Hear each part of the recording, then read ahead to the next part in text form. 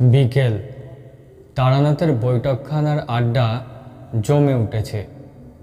রোজ রোজ তারানাথের স্কন্ধে কণ্টকী ফল ভগ্ন করা উচিত নয় ভেবে আমি আর কিশোরী মোড়ের তেলে ভাজার দোকান থেকে গরম গরম বেগুনি আর ফুলুরি কিনে নিয়ে এসেছিলাম।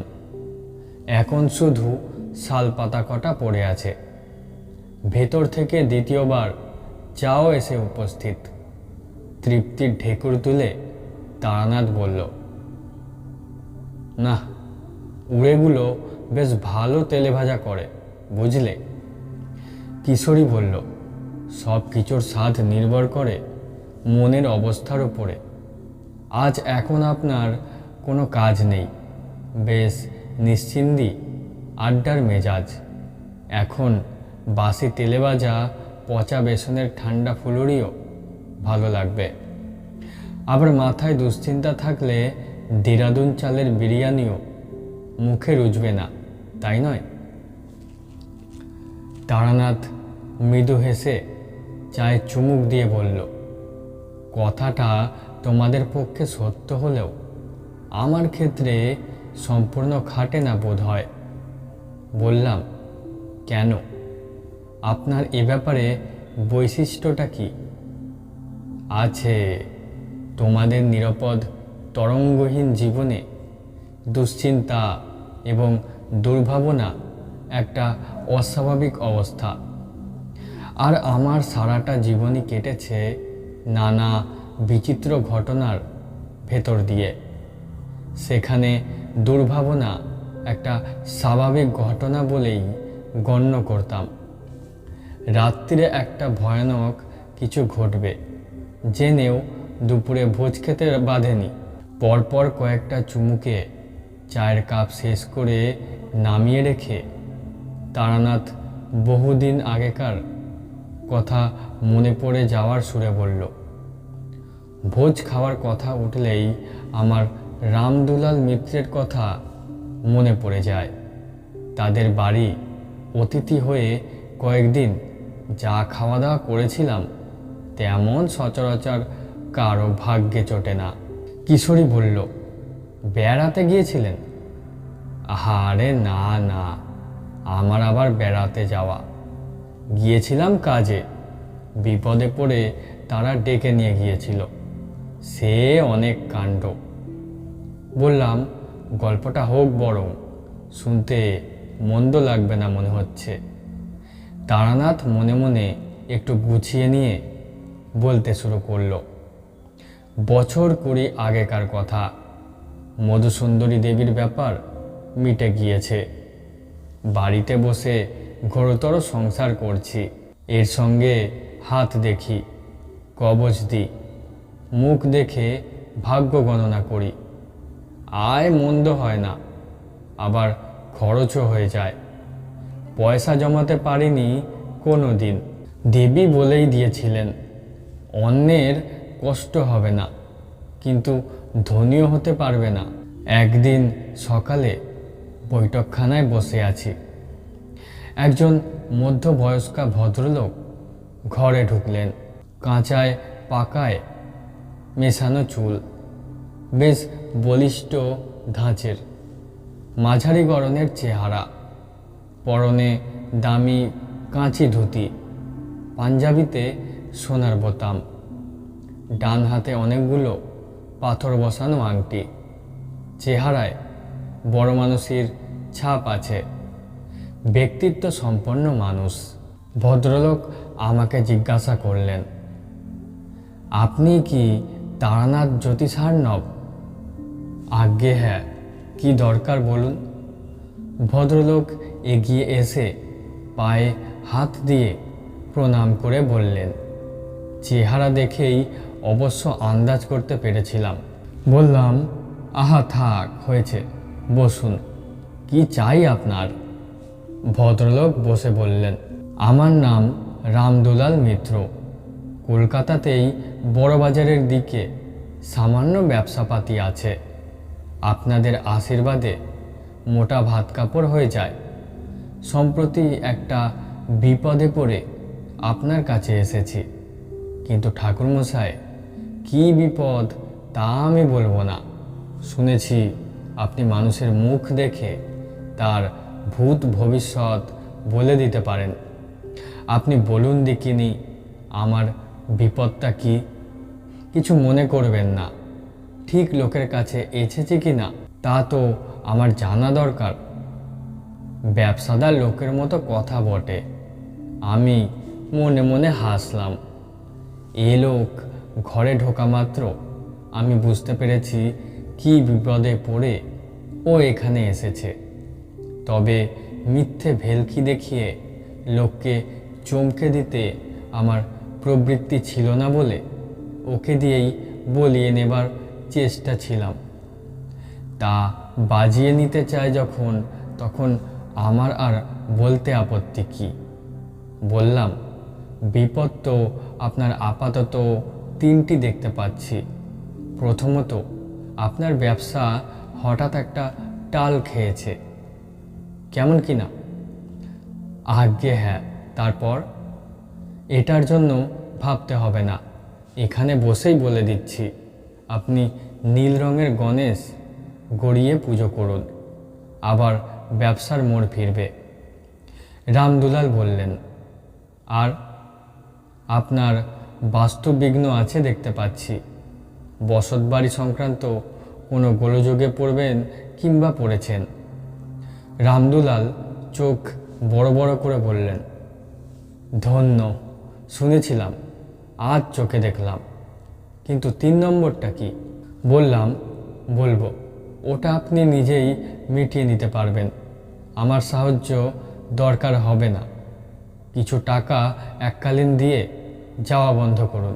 রামদুলাল মাথা নিচু করে লজ্জিত মুখে বললেন, কি আর বলবো ঠাকুরমশাই, প্রবৃত্তি বড় বলবান। অপরাধ করে ফেলেছি, এখন প্রায়শ্চিত্ত তো করতেই হবে। পাপ ছাড়ে না বাপকে। বললাম, অনুতাপ যখন হয়েছে তখন পাপ আর নেই। ঘরে মা লক্ষ্মী আছেন তো? আজ্ঞে তা আছেন। তাকে নিয়ে সুখী হতে হবে। মনে মনে তার কাছে ক্ষমা চেয়ে নেবেন। আজ্ঞে যা বলছেন করব। এখন আমার এই বিপদ থেকে উদ্ধার পাবার পথ বলে দিন, খুলে বলুন। রামদুলাল বললেন, ছোটবেলায় বড় কষ্টে মানুষ হয়েছি ঠাকুরমশাই। বাপ মা অল্প বয়সে মারা গিয়েছিলেন। কুলিগিরি করে মাথায় মোট বয়ে একটা একটা করে পয়সা জমিয়ে ব্যবসা শুরু করি। প্রথম জীবনে থাকার জায়গা ছিল না। কখনো কখনো রাস্তায় শুয়েও রাত কাটিয়েছি। আজও আমার কলকাতায় কোনো বাড়ি নেই। বড় একখানা বাড়ি আস্ত নিয়ে থাকি বটে, কিন্তু সেটা ভাড়া বাড়ি। বাড়ি কিনতে পারতাম, কিন্তু সত্যি বলতে কি, কলকাতায় বাড়ি করতে ইচ্ছা যায় না। ছোটবেলায় গ্রামে মানুষ, আর কটা দিন পরে ছেলেদের হাতে ব্যবসা দিয়ে আবার গ্রামে গিয়ে বাস করব ঠিক করেছি। তা গত বছর শেষের দিকে এক দালাল খবর আনলো, রাজবল হাটের কাছে এক গ্রামে একটা খুব ভালো বাড়ি বিক্রি আছে। নতুন বাড়ি না হলেও সামান্য মেরামত করে নিলে নূতনের মতোই দাঁড়াবে। সেখানকার জমিদারদের বাড়ি। জমিদার মারা গিয়েছেন। জমিদারি বিক্রি করে ছেলেরা কলকাতায় উঠে আসতে চায়। বাড়িও আর রাখবে না, নামমাত্র দামে বেচে দিচ্ছে। দালালের মাধ্যমে দর করে বাড়ি তো কিনলাম ঠাকুরমশাই, অনেক আশার বাড়ি। কিন্তু এখন সে বাড়িতে বাস করা অসম্ভব হয়ে উঠেছে। বললাম, কেন, কি হয়েছে? আজ্ঞে বাড়িটায় অপদেবতার দৃষ্টি আছে। কেনবার পর আমরা সবাই কয়েকটা দিন থাকবার জন্য সেখানে গিয়েছিলাম। প্রথম দিনই আমার স্ত্রী কি দেখে রাত্রিরে ভয়ে চিৎকার করে উঠলেন। জানলার কাছে নাকি ছায়ার মতো কি দাঁড়িয়েছিল, অথচ দোতলার জানলা, কোনো খাঁজ বা কার্নিশ নেই। চোর কিংবা ডাকাত কি বেয়ে উঠবে? পরের দিন সন্ধ্যের দিকে আমার বড় ছেলে শচী দুলাল পায়খানা করতে গিয়েছিল। কিছুক্ষণ বাদে ফিরে এসে বলল, বাবা, বাড়ির বাইরে কে বসে কাঁদছে বলুন তো? মেয়ে ছেলের গলা মনে হলো। কেমন সন্দেহ হওয়াতে তক্ষুনি চাকর বাকর নিয়ে লণ্ঠন জেলে দেখতে বেরোলাম। পায়খানা বাড়ি থেকে একটু দূরে, উঠোন পেরিয়ে যেতে হয়, তারপরেই পাঁচিল। এদিকের দরজা দিয়ে বেরিয়ে ঘুরে সেখানে পৌঁছে দেখি কোথাও কিছু ছিল না। পাঁচিলের পরেই ঘন ঝোপঝাড় আর আগাছার জঙ্গল। সেখানে বসে এই ভর সন্ধ্যায় কে কাঁদতে যাবে? কিন্তু কি বলবো ঠাকুরমশাই, ফিরে আসতে গিয়ে পরিষ্কার শুনলাম কে যেন খুব আকুল হয়ে কাঁদছে। স্ত্রী লোকের গলা, খুব কষ্টের কান্না।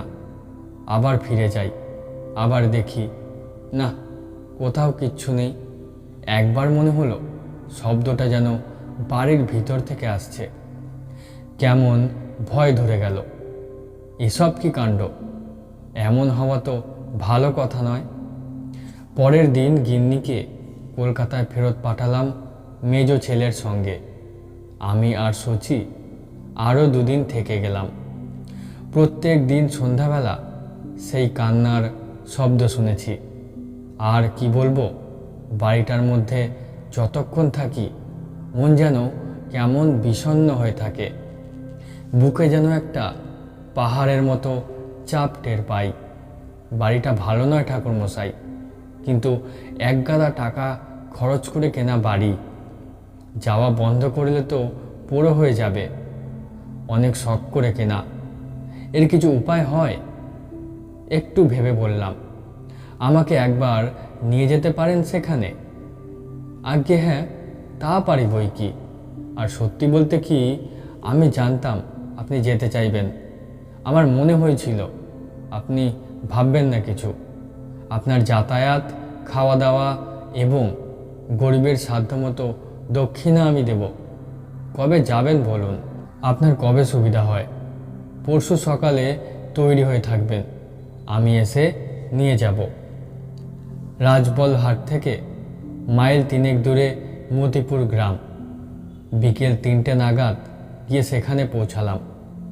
নিতান্ত পাড়াগা বটে, কিন্তু বাড়িখানা সত্যি দেখবার মতো। বিরাট দোতলা বাড়ি, একটা বারবাড়ি, একটা ভেতরের মহল, সব মিলিয়ে প্রায় 23-24খানা ঘর। কাছাকাছি আর অন্য বসতি নেই। মূল গ্রাম কিছুটা দূরে। আদর করে রামদুলাল আর শচী আমাকে ভেতরে নিয়ে গেল। কিন্তু কি জানো, বাড়িতে ঢুকেই আমার মনে হলো এখানে কোনো গোলযোগ আছে। ঠিক কী যে হলো তা বলতে পারবো না, তবে মনে একটা অস্বস্তির ভাব। চারদিকে বাতাস যেন এবাড়ির চৌহদ্দির মধ্যে এসে আর বইছে না। একটাও পাখির ডাক নেই। গৃহস্থর বাড়ি এমন শ্মশানের মতো হবে কেন? ওই পাখির ডাক না শুনতে পাওয়াটা আমাকে সত্যি ভাবিয়ে তুলল। আমি দেখেছি মানুষের চেয়ে নিম্ন স্তরের প্রাণীরা অশুভ প্রভাব সম্বন্ধে বেশি অনুভূতিপ্রবণ হয়। ভূমিকম্প হবার আগে পোষা পাখি খাঁচার মধ্যে ছটপট করে জানো। মোটের উপর সেখানে পৌঁছে বুঝতে পারলাম রামদুলাল বাজে কথা বলেনি। যাই হোক, চাকর তক্ষুনি হাত পা ধোবার জল এনে দিল। জামা কাপড় বদলে আমি, রামদুলাল আর শচী বৈঠকখানায় এসে বসলাম। কলকাতা থেকে চাঙারি করে একগাদা খাবার এনেছিল রামদুলাল। এবার চাকর সেগুলো আমাদের পরিবেশন করে দিল। প্রচুর খাঁটি ঘিয়ে ভাজা লুচি, আলুর দম, বড় বড় জোড়া সন্দেশ, ছানার মুরকি ইত্যাদি। বেশ খিদে পেয়েছিল। এক নিঃশ্বাসে প্রচুর খেয়ে ফেলার পরে যখন একটা হাঁড়ি থেকে রাবড়ি বেরুলো, ভয় পেয়ে বললাম, না না, আর নয়, অনেক হয়েছে। রামদুলাল হাত জোর করে বলল, আগে কি আর এমন আয়োজন? খুদকুড়ো বই তো নয়, সামান্য একটু নিন। আপনার কথা ভেবেই আনা। খাওয়া হলে রামদুলাল বলল, একটা কথা বলবো। কি? কিছু বুঝতে পারছেন? বাড়িটা কি সত্যি কোনো দোষ আছে? আসল কথা না ভেঙে বললাম, এখনই কিছু বলা কঠিন। দেখি আজ রাতটা। সন্ধ্যের অন্ধকার যখন বেশ গাঢ় হয়ে এসেছে, তখনই আমি কান্নার শব্দটা শুনতে পেলাম। আমার সামনে বসেছিল রামদুলাল। দেখলাম তার মুখ নিমেষে রক্তহীন সাদা হয়ে গেল। আমাকে বলল, ওই ওই শুনছেন সেই শব্দ? বেশি করে বলবার দরকার ছিল না। কোথা থেকে যেন ভেসে আসছে একটা করুণ কান্নার শব্দ। স্ত্রীলোকের কান্নাই বটে, যেন খুব কষ্টে গুমড়ে গুমড়ে কাঁদছে। কোথা থেকে আসছে শব্দটা? একবার মনে হচ্ছে বাইরে থেকে, আবার মনে হচ্ছে খুব বেশি দূরে নয়, কাছাকাছি বসে কাঁদছে কেউ। বাবা। দরজার কাছে সচিদুলাল এসে দাঁড়িয়েছে। বাবা শুনেছেন? রামদুলাল কাঁপা গলায় বলল, শুনেছি, তুই ভেতরে চলে আয়। বললাম, ভয় পেও না, দাঁড়াও, আমাকে একটা লণ্ঠন দাও তো। চাকরটাও ভয় পেয়ে চলে এসেছে। তার হাতে একটা হ্যারিকেন। সেটা নিয়ে ঘর থেকে বেরোতে বেরোতে বললাম, তোমরা এখানে থাকো, ঘর থেকে বেরুও না, আমি একটু দেখে আসি। কিন্তু দেখবটা কি? লণ্ঠন হাতে সারা বাড়ি তন্ন তন্ন করে খুঁজলাম। আওয়াজের উৎস কোথায় ধরতে পারলাম না। এক এক সময় মনে হচ্ছিল যেন চারদিক থেকেই শব্দটা আসছে। এ কী ব্যাপার? বৈঠকখানায় ফিরে আসবার পথে কান্নাটা থেমে গেল। ঘরে ঢুকে দেখি সচি আর রামদুলাল পাথরের মূর্তির মতো চৌকিতে পা তুলে বসে আছে। ঝড়ে কাক মরলেও কেরামতি ফকিরের হয় জানো তো। আমার হলো তাই। আমি লণ্ঠন হাতে বেরুবার একটু পরেই কান্নাটা থেমে যেতে ওদের দুজনের ধারণা হলো আমি তন্ত্রমন্ত্রের প্রভাবে আওয়াজটা বন্ধ করেছি। আমাকে দেখে রামদুলাল বলল, ওহ, কি ভয়ানক শব্দ! কি করে থামালেন ঠাকুরমশাই? ভাগ্যিস আপনি এসেছিলেন। ব্যাপারটা বুঝে চুপ করে রইলাম। ওদের ভুল ভাঙিয়ে লাভ নেই।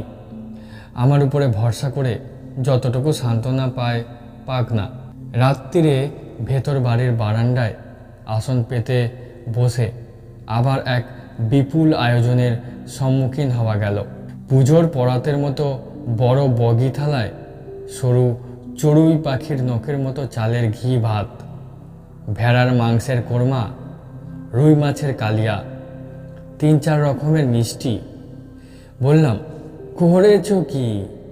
এ তো কখনো খাওয়া যায়? আর তাও বিকেলে ওই জলযোগের পর? তুলে নাও, এর অর্ধেকও আমি খেতে পারবো না। রামদুলাল বলল, আমার এই চাকরটি বড় ভালো রাঁধে, পাকা হাত। শুধু রান্নার জন্যই 60 টাকা মাইনে দিয়ে ওকে রেখেছি। আপনাকে রেঁধে খাওয়াবে বলে ওকে নিয়ে এলাম। আপনি না খেলে আমরা কষ্ট পাব। এমন কিছু বেশি তো নয়, খেয়ে নিন। খাওয়ার গল্প আর বারবার করব না। এই প্রসঙ্গেই রামদুলালের কথাটা মনে এলো বলে তোমাদের ভোজের বহরটার একটু ইঙ্গিত দিলাম। এক কথায় এরপর দুবেলা এরকম নানা বিচিত্র পদ তৈরি হতে লাগলো আমার জন্য। রাত্রেও শুয়ে ঘুম আসে না। একে চাপ খাওয়া দাওয়া হয়ে গিয়েছে, তার উপর মনে কেমন একটা অমঙ্গলের ভাব। আমাদের গাঁয়ের সেই সাধুর কথা মনে আছে তো? সে বলেই দিয়েছিল আমার এই ধরনের ক্ষমতা হবে। পরদিন একটা অদ্ভুত ঘটনা ঘটল। এইখানেই গল্পের আসল অংশের শুরু। সকাল 8টা হবে, বৈঠকখানায় বসে আছি। রামদুলাল গিয়েছে স্নান করতে, সচি বাড়ি নেই। বিকেলে ক্ষীর দিয়ে কি একটা খাবার তৈরি হবে, তাই সে গিয়েছে খাঁটি দুধের সন্ধানে।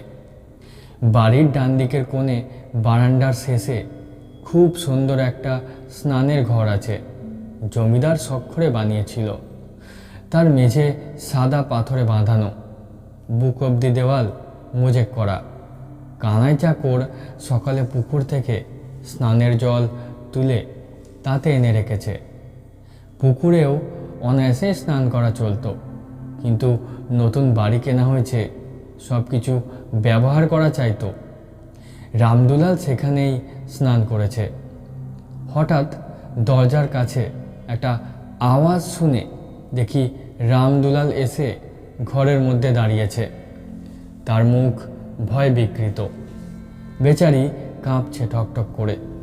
স্নান করতে করতে মাঝপথে বেরিয়ে এসেছে বোঝা যাচ্ছে।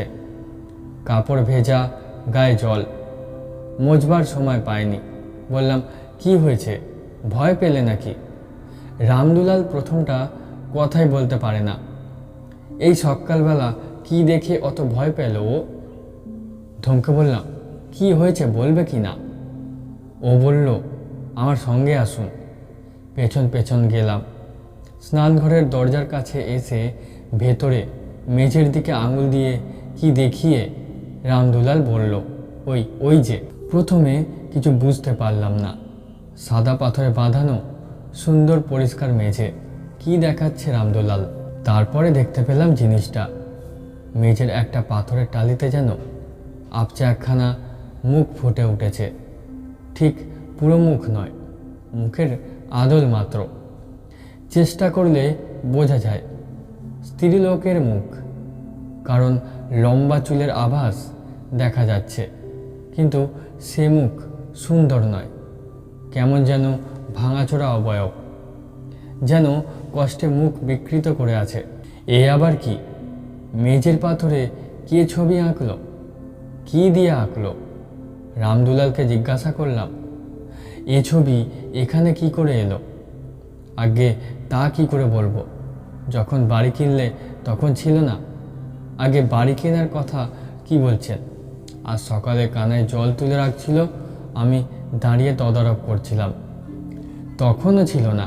এই এখন চান করতে করতে হাত ফসকে সাবানটা পড়ে গেল, তুলতে গিয়ে একেবারে চোকাচোকি। কি হবে ঠাকুরমশাই, বড় শখের বাড়ি। বললাম, আচ্ছা তুমি আগে স্নান শেষ করে নাও, ভয় নেই। আমি এই দরজার কাছে দাঁড়িয়ে রইলাম।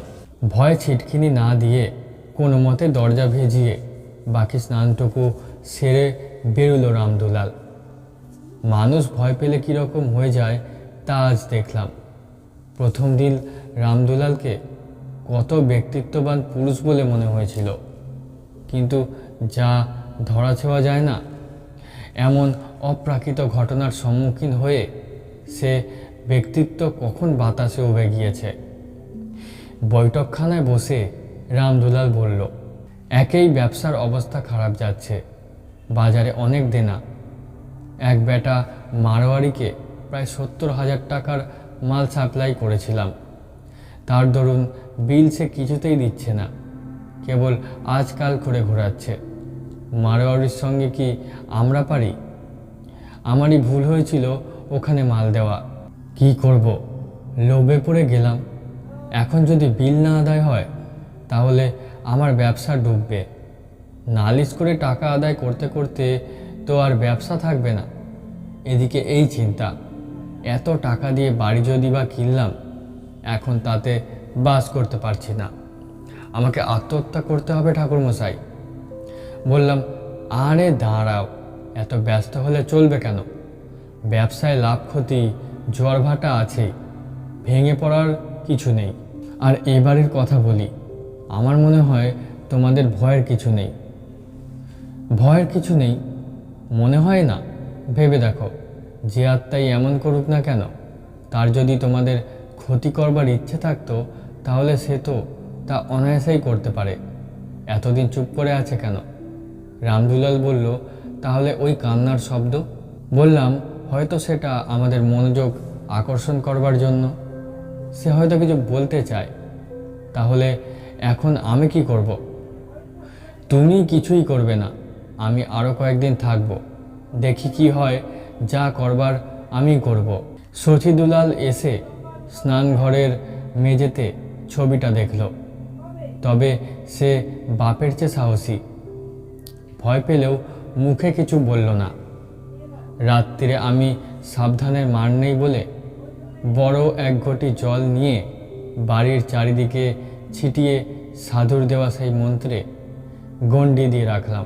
সেদিন রাত্রিটা কারোরই ভালো ঘুম হলো না। পরদিন সকালে উঠে আমি আর রামদুলাল গিয়ে দেখি স্নানঘরের মেঝেতে ছবিটা যেন আরও স্পষ্ট হয়ে উঠেছে। এদিক ওদিক দু একটা রেখা বেড়ে গিয়ে এখন বেশ স্পষ্ট বোঝা যাচ্ছে মুখখানা। সমস্ত মুখে একটা যন্ত্রণার চিহ্ন আঁকা। মুখ, নাক, চোখ যেখানে যা থাকার কথা ঠিক যেন সেখানে নেই। সমস্ত ছবিটা কি যেন টুকরো টুকরো করে ভেঙে সামান্য অদল বদল করে বসিয়ে দিয়েছে। ফলে একটা অমানসিক কষ্টের চিত্র ফুটে উঠেছে। আমি এগিয়ে ভিতরে গিয়ে পা দিয়ে ঘষে ছবিটা মুছে ফেলবার চেষ্টা করলাম, কিছুমাত্র উঠল না। অথচ সাদা পাথরে কালো রঙের কিছু দিয়ে আঁকা জিনিসটা, তবে উঠছে না কেন? মনে হচ্ছে ছবিটা যেন পাথরের ভেতরে রয়েছে, বাইরে থেকে ঘষে তোলা যাবে না। এরপর থেকে প্রত্যেক দিন ছবিটা একটু করে স্পষ্ট হয়ে উঠতে লাগলো। এখন বেশ বোঝা যায় একজন অল্প বয়সী মেয়ের ছবি। বেশ মিষ্টি দেখতে, কিন্তু কে যেন তাকে খুব অত্যাচার করেছে। ব্যথায় কষ্টে তার মুখ বিভৎস হয়ে আছে। সত্যি রামদুলালের আর দোষ কি? আমারই গা ছমছম করত সেদিকে তাকালে। বেশ গরম পড়েছে। একদিন সন্ধ্যাবেলা আর সহ্য না করতে পেরে রামদুলালকে ডেকে বললাম, ওহে, তোমার কানাইকে বলো তো একটু স্নানের জল দিতে, বড্ড গরম আজ, স্নান করে ফেলি। আগে জল তোলাই আছে, আপনি চলে যান। ঠান্ডা জল, আরাম করে গায়ে জল ঢালছি। পায়ের কাছে মেঝেতে সেই ছবিটা। এই 3-4 দিনে ছবিটা আমাদের অনেকখানি গা সওয়া হয়ে গিয়েছে। না তাকিয়ে স্নান করে চলেছি, হঠাৎ আমার গা শিউরে উঠল। সেই কান্নার শব্দটা এবার খুব কাছে, যেন এখানেই, এ ঘরেই কেউ কাঁদছে। স্নানঘরে আমি একা, অন্ধকার ঘনিয়ে এসেছে। পায়ের কাছে পাথরে সেই মূর্তি, আর বাতাসে করুণ কান্নার আওয়াজ। ঘুমড়ে ঘুমড়ে কে যেন কাঁদছে কোথায়। তরুণী মেয়ের গলা। বাইরে দরজার ধাক্কা দিচ্ছে রামদুলাল। ঠাকুরমশাই, ঠিক আছেন তো? বললাম, ঠিক আছি, ভয় নেই, যাও ঘরে গিয়ে বসো, আমি আসছি। আওয়াজটা এ ঘরেই হচ্ছে বটে, যেন আমার পায়ের তলা থেকে আসছে। আমার মাথায় তখন একটা বুদ্ধি এসেছে। কি করতে হবে ভেবে ফেলেছি। আমি স্নান সেরে বেরোবার আগেই কান্নার আওয়াজ থেমে গেল। ঘরে এসে রামদুলালকে বললাম, আচ্ছা, যখন এই বাড়ি কেনো তখন মালিকরা তোমাকে এই ব্যাপারে কিছু বলেনি? বাড়িতে এরকম কান্নার শব্দ শোনা যায় বা কিছু? না, তা বললে কি আর আমি বাড়ি কিনতাম? তা বটে। আচ্ছা, তোমার বিশ্বাসী চাকর কজন আছে কলকাতার বাড়িতে? রামদুলাল ভেবে বলল, 1-2। তারা গোপন খবর চেপে রাখতে পারবে? তা পারবে, প্রাণ গেলেও তারা আমাকে বিপদে ফেলবে না। আর কানাই? কানাইও বিশ্বাসী। বললাম, কাল শচীকে কলকাতায় পাঠিয়ে সেই চাকর দুজনকে এখানে আনাও, কাজ আছে। এর পরের ঘটনা সংক্ষিপ্ত। পরের দিন শচী গিয়ে বাড়ি থেকে 2জন বলিষ্ঠ চাকরকে নিয়ে এলো। তাদের নিয়ে স্নানঘরে গেলাম। রামদুলাল চুপ করে থাকতে জানে, এতক্ষণ কিছু জিজ্ঞাসা করেনি। এবার বলল, কি হবে ঠাকুরমশাই? এখনই দেখতে পাবে। এ বাড়িতে শাবল আর কোদাল আছে? তা আছে, আনতে বলো। 3জন চাকর শাবলের চার দিয়ে মেঝের কয়েকখানা পাথরের টালি তুলে ফেলতে তলার সুরকি আর মাটির সোলিং বেরিয়ে পড়ল। বললাম, মাটি খোঁড়ো। হাত 4 মাটি খোঁড়া হতে একজন চাকর হঠাৎ অস্ফুট আর্তনাদ করে হাতের কোদাল ফেলে দিয়ে কাঁপতে লাগলো। রামদুলাল গর্তের মধ্যে উঁকি দিয়ে ভীত গলায় বলল, ঠাকুরমশাই, এ কি ব্যাপার? বললাম, কঙ্কাল তো। কোথা থেকে এলো? পরে বলছি, আগে ওটা তুলতে বলো। আজ তো তোলা গেল না। তুলতে যেতেই হাড়গুলো খসে আলাদা হয়ে যেতে লাগলো। কিছুক্ষণ বাদে মেঝেতে ছোট একটা হাড়ের স্তূপ হয়ে গেল। এতক্ষণ বাদে কিশোরী বলল, তারপর? তারপর আর কি, সেই হাড় বস্তায় করে এনে গঙ্গায় ফেলে দেবার পর ও বাড়িতে আর কোনোদিন কান্নার আওয়াজ শোনা যায়নি। রামদুলাল আমাকে জিজ্ঞাসা করেছিল, কার কঙ্কাল ঠাকুরমশাই? বললাম, এতদিন পরে তো আর বলা সম্ভব নয়। এদেরই পূর্বপুরুষদের মধ্যে কারো কাণ্ড আর কি। সেকালে জমিদাররা কীরকম অত্যাচারী হতো জানোই তো। কাকে মেরে পুঁতে ফেলেছিল বলা কঠিন। বাড়ির বউ হতে পারে, আবার গাঁয়ের মেয়েও হতে পারে। যাই হোক, তার আত্মার সদ্গতির জন্য কেঁদে আমাদের দৃষ্টি আকর্ষণ করার চেষ্টা করত। গঙ্গায় দেওয়ার মুক্তি পেয়ে গেল। আর হ্যাঁ, এ বাড়ি যারা তোমাকে বিক্রি করেছিল তাদের উপর রাগ করো না।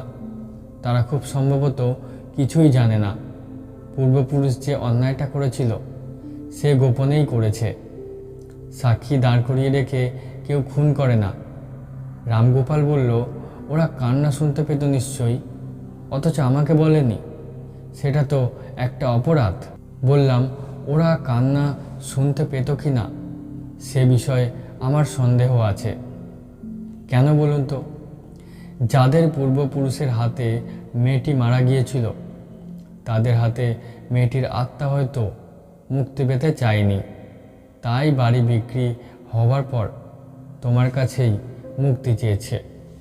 যাও, এ বাড়িতে আর ভয় রইল না, বরং একটা আত্মার সদ্গতির অভাবে কষ্ট পাচ্ছিল, তার আশীর্বাদ পেলে। রামদুলাল আমাকে আদর করে বাড়ি পৌঁছে দিয়ে 500 টাকা দিয়ে প্রণাম করল। আমি আপত্তি করেছিলাম। বাধা দিয়ে সে বলল, আপনি বুদ্ধি না দিলে আমরা কি মেজে খুঁড়তে যেতাম? এর দিন 10 পরে রামদুলালকে আবার একবার দেখেছিলাম। আমার বাড়িতে এসেছিল 2 ছেলেকে নিয়ে। মুখে হাসি। বললাম, কি হে, কি খবর? আগে আত্মার আশীর্বাদ সত্যিই আছে। কীরকম? রামদুলাল খুশির হাসি হেসে বলল, মারোয়ারি বেটা গতকাল বিল পেমেন্ট করেছে। তারানাথ গল্প থামালো। রাত বেড়ে চলেছে। রামদুলালের 70,000 টাকা হলো বটে, কিন্তু আমাদের কাল আবার আপিস যেতে হবে। বিদায় নিয়ে বেরিয়ে বাড়িমুখো রওনা হলাম।